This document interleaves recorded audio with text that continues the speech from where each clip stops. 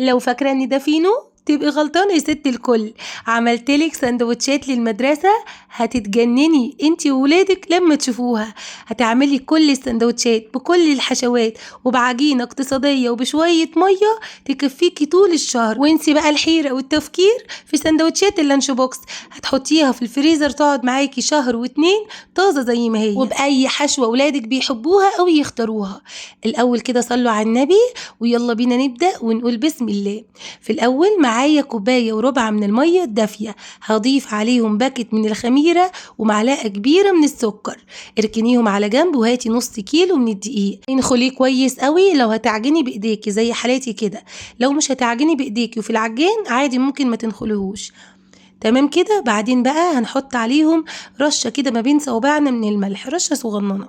وبعدين هننزل عليهم بمعلقة كبيرة من اللبن البودرة، ودي اختياري ممكن ما تحطيهاش عادي.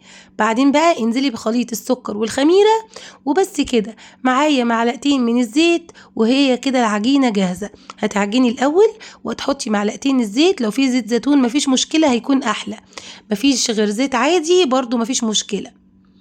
اعجنيها بقى لحد ما تتلم معاكي كده، وبعدين بتنزلي بمعلقتين الزيت وتكملي عجن لحد ما تبقى معاكي عجينة طرية. لو حسيتي ان هي قاسية ومحتاجة شوية مية ضيفي، بس عايزة اقولك ان كوباية وربع مية بيظبطوا نص كيلو دقيق بالشعر ما شاء الله. بصوا بقى عجنيها لحد ما تبقى عجينة طرية، كل ما العجينة تكون طرية كل ما تكون ناجحة معاكي ان شاء الله.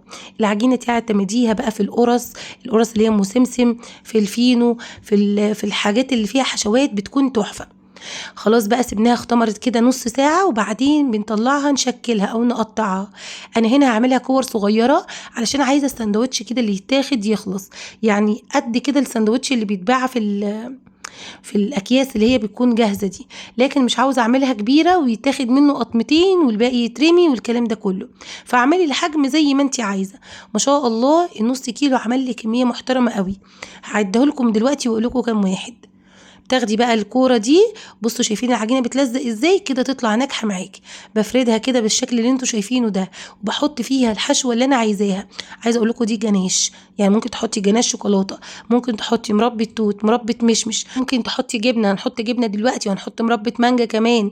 حطي اي حشوه اولادك بيحبوها حطيها. لو عاوزين شاورما حط لهم اي حشوه انت عايزاها حطيها. لحمه مفرومه مفيش مشكله.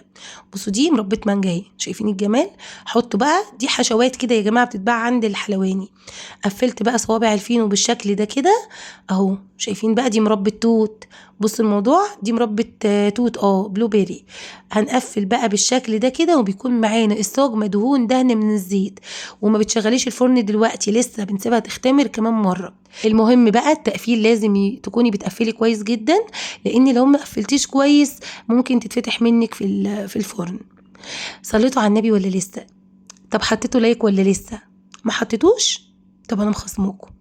بس كده خلاص بقى. بعد ما اختمر معايا جبت معلقة واحدة من الحليب ودهنت الوش بتاعه، ويكون الفرن على اعلى درجة حرارة.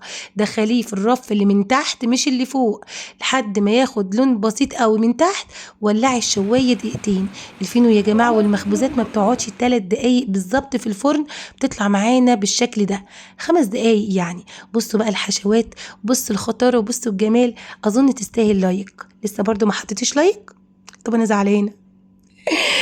يلا بينا بقى نقول الدعاء. اللهم يا مسهل الشديد ويا ملين الحديد ويا منجز الوعيد ويا من هو كل يوم في أمر جديد، اخرجني من حلق الضيق إلى أوسع الطريق، بك أدفع ما لا أطيق، ولا حول ولا قوة إلا بالله العلي العظيم.